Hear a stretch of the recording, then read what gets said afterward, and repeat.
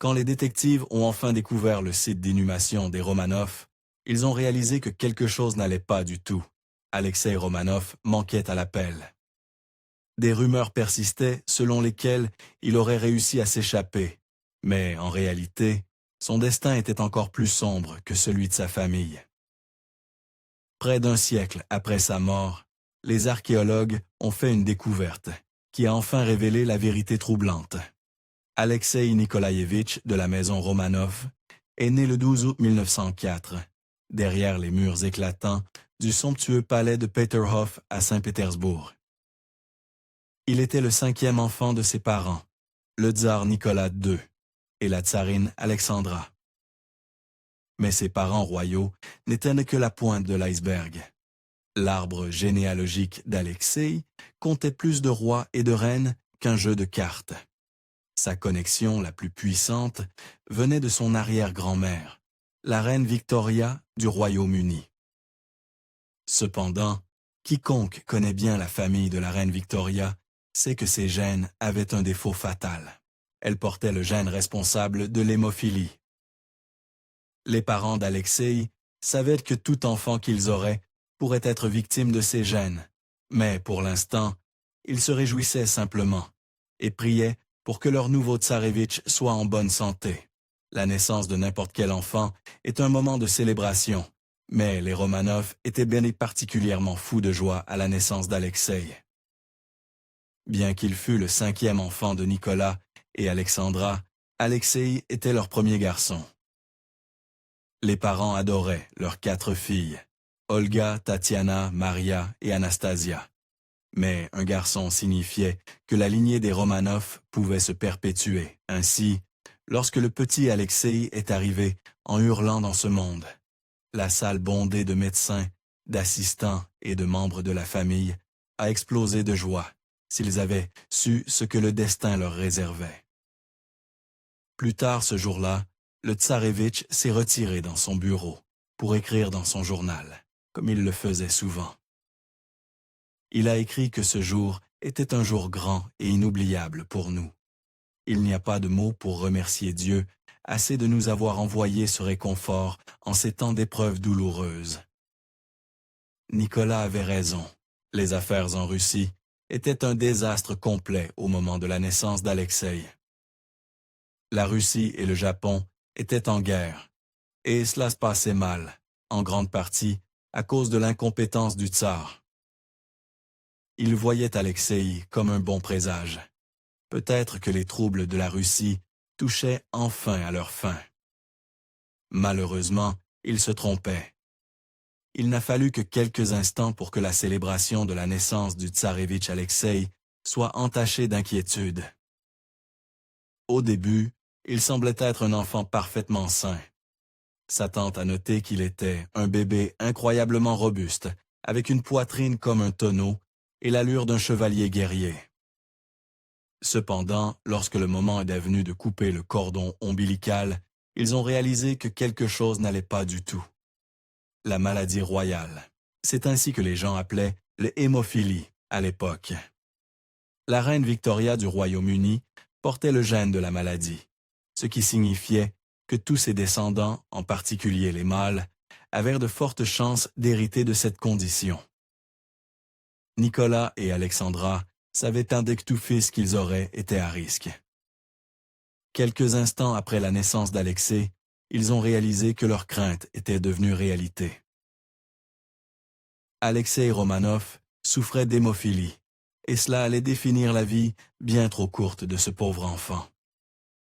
La condition d'Alexei a forcé ses parents à prendre une décision incroyablement difficile. Ils ont gardé le secret. Seules les personnes qui devaient absolument savoir étaient dans la confidence. Cela laissait de nombreux membres proches de la famille, ainsi que le public russe dans son ensemble, complètement dans l'ignorance. Nicolas a fait de la maladie de son fils un secret d'État à garder à tout prix. Il n'a pas fallu longtemps pour que ce secret commence à peser sur la famille. Il ne fallut pas longtemps non plus avant que des gens du monde entier fassent des suppositions sur ce qui affligeait le jeune prince russe. Certains pensaient simplement qu'il s'agissait de tuberculose. D'autres croyaient que la couche externe de sa peau manquait totalement. Après une hémorragie particulièrement menaçante pour sa vie, la presse a spéculé qu'un nihiliste enragé avait attaqué le tsarévitch avec un couteau.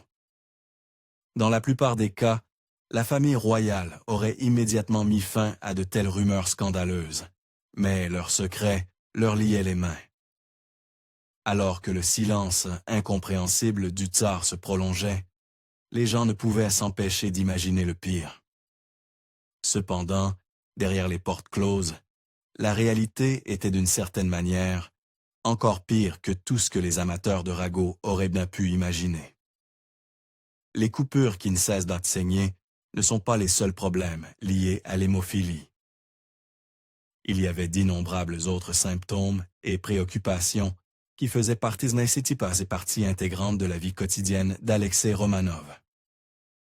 Mais le pire, de loin, était lorsque des lésions internes faisaient s'infiltrer du sang dans ses articulations. Comme l'a dit son médecin, le sang détruisait les os et les tendons. Il ne pouvait ni plier ni déplier ses bras ou ses jambes. En 1907, Alexei Romanov, alors âgé de 3 ans, a trébuché et s'est blessé à la jambe. Tout à fait normal pour un garçon de son âge.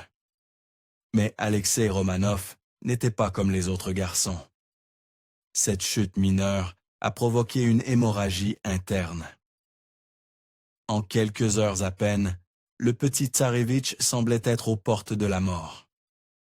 Il était alité, tordu de douleur, avec des cernes sombres sous les yeux et une jambe effrayante enflée.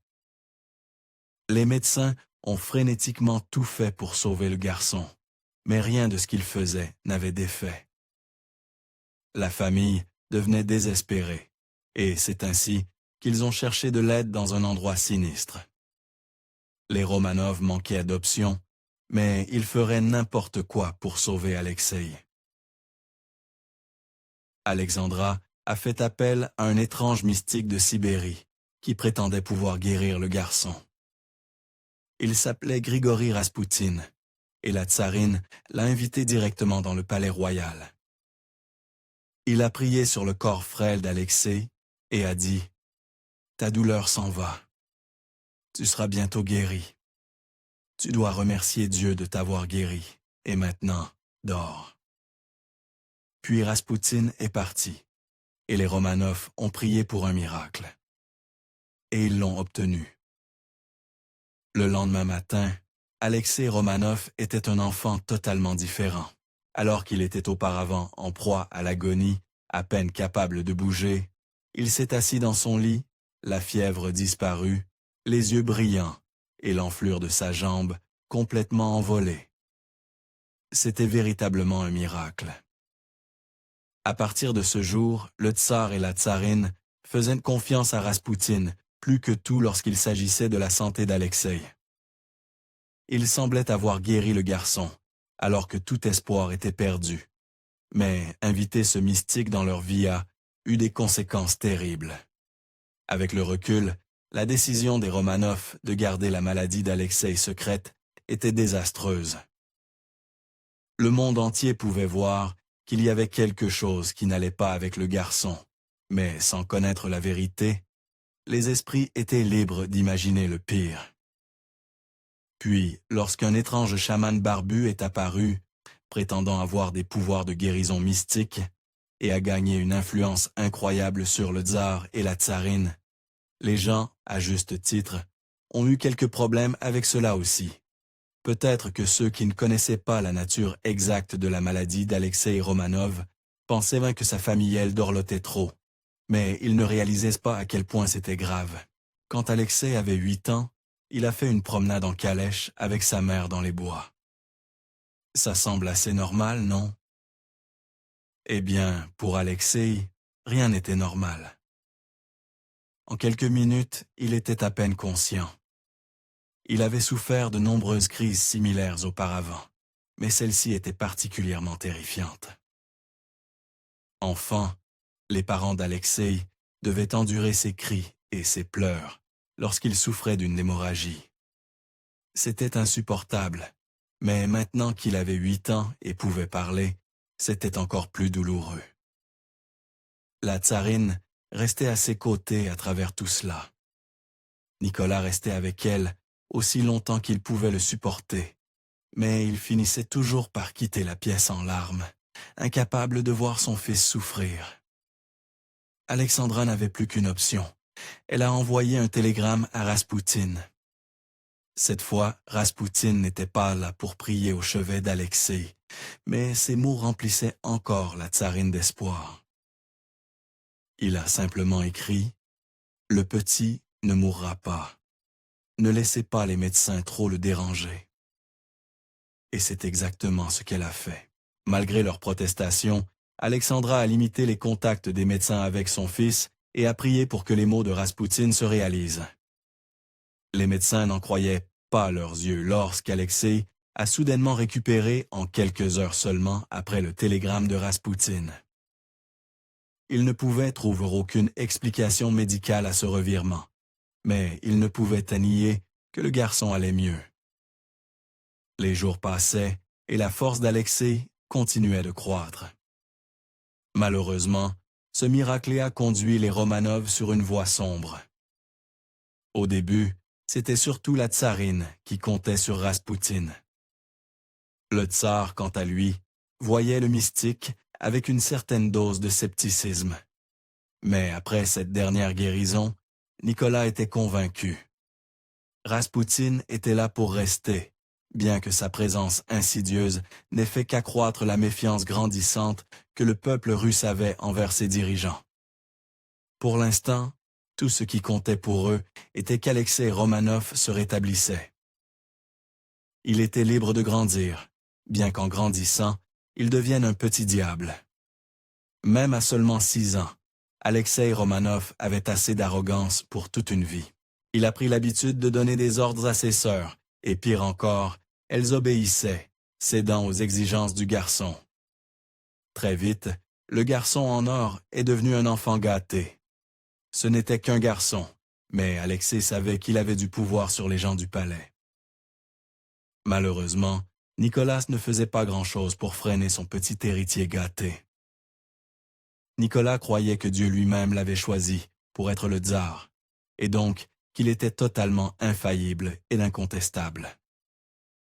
Cela signifiait aussi qu'il aimait quand son fils donnait des ordres aux autres.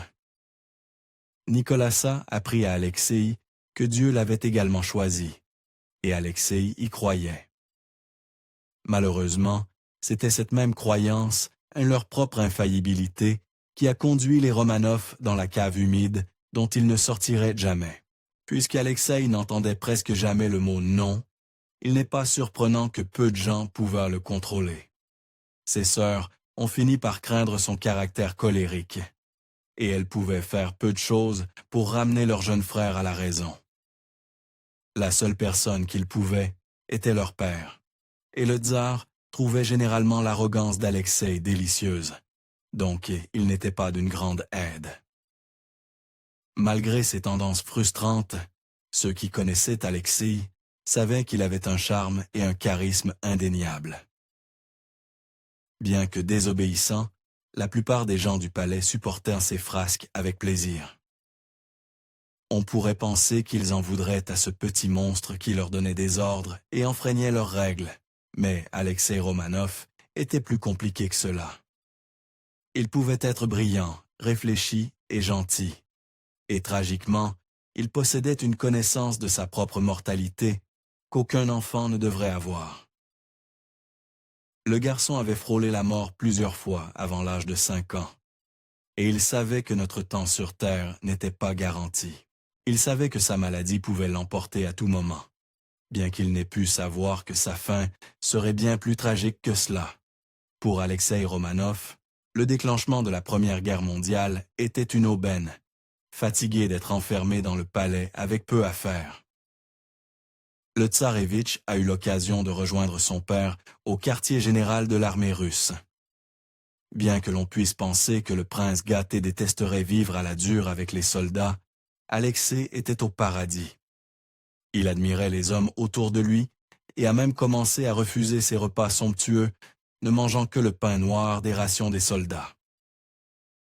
C'est aussi pendant son séjour au quartier général qu'Alexei a montré les premiers signes qu'il pourrait devenir un bon dirigeant après tout. Bien que sa position ait gonflé son ego, il prenait généralement ses responsabilités très au sérieux. Lorsqu'un officier a appris que son fils était mort au front, Nicolas a envoyé Alexei pour s'asseoir avec le père en deuil. Bien qu'encore un garçon, Alexei a fait preuve d'une maturité au-delà de son âge, en réconfortant l'homme. Approchant de l'adolescence, ce petit diable commençait enfin à trouver sa voie. Malheureusement pour Alexei et le reste des Romanov impériaux, la Première Guerre mondiale a marqué le début de la fin. Alors qu'Alexei grandissait, son père faisait de plus en plus de gâchis en Russie. Enfin, ses décisions désastreuses pendant la Première Guerre mondiale ont poussé le peuple trop loin. Lors de la Révolution de février 1917, les révolutionnaires ont appréhendé toute la famille royale, y compris Alexei, et ont forcé Nicolas à abdiquer son trône. Bien sûr, un garçon gâté comme Alexei n'a pas bien pris la captivité. Alors qu'il était emprisonné à Tobolsk, il a écrit sur son ennui insupportable et a supplié Dieu d'avoir pitié de lui. Ne nous méprenons pas. Les Soviétiques gardèrent la famille royale dans un manoir extravagant, et ils avaient encore certains de leurs serviteurs avec eux. Mais pour Alexei, c'était une torture. Alors, il a fait ce qu'il faisait toujours. Il s'est rebellé. De son point de vue, la vie ne pouvait pas être pire. Alors il a commencé à défier le destin. Il jouait bruyamment avec un garçon de cuisine nommé Leonid Sidnev et prenait des risques qu'il n'aurait jamais pris auparavant. À un moment donné, il a descendu les escaliers en luge. Dangereux pour n'importe quel garçon, mais potentiellement fatal pour Alexei. Alexei connaissait le risque, mais il a descendu ces escaliers quand même. Il est douteux qu'il ait réalisé à quel point ce voyage serait grave. Il s'est blessé à l'aine, provoquant une hémorragie interne qui a rapidement empiré. En quelques heures, il pouvait à peine lever la tête, encore moins marcher de lui-même. Il avait besoin d'un fauteuil roulant pour se déplacer. Il ne pouvait pas le savoir, mais il ne marcherait plus jamais de lui-même. Le 16 juillet 1918, l'un de leurs gardes a annoncé que le camarade de jeu d'Alexei, Leonid Sidnev, quittait le manoir pour rendre visite à son oncle. La famille était furieuse. Sidnev était le seul ami d'Alexei. Comment pouvait-il partir si brusquement? Bien sûr, aucun d'eux ne connaissait la sombre vérité. Sidnev n'est pas parti pour rendre visite à son oncle. Il est parti parce que les gardes ne voulaient pas qu'il soit témoin de ce qui allait se passer. Plus tard cette nuit-là, les gardes ont précipité les Romanov dans une cave sombre. Nicolas a exigé qu'ils apportent au moins des chaises pour sa femme et son fils malades. Après avoir apporté les chaises, un garde a dit aux Romanov d'attendre l'arrivée d'un camion pour les transporter vers un lieu sécurisé. Cependant, quelques minutes plus tard, la porte s'est rouverte. Cette fois, plusieurs gardes sont entrés, et l'un d'eux tenait un morceau de papier. Il a fait face au Romanov et l'a lu à haute voix. Nikolai Alexandrovitch, en raison du fait que vous et vos proches continuez votre attaque contre la Russie soviétique, le comité exécutif de l'Oural a décidé de vous exécuter.